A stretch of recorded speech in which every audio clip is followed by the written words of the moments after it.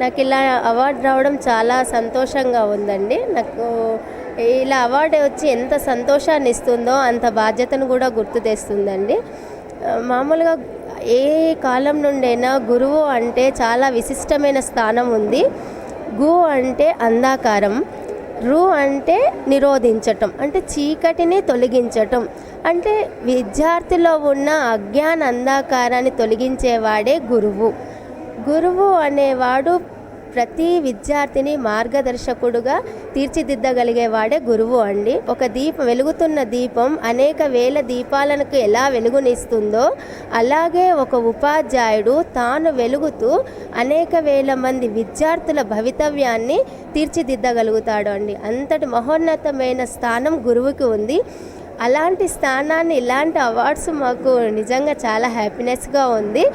మాకు ఇది బాడీలో గ్లూకోజ్ ఎలా శక్తినిస్తుందో ఇలాంటి మధ్య మధ్యన అవార్డ్స్ రావడం కూడా ఇంకా మేము ఏదో పిల్లల గురించి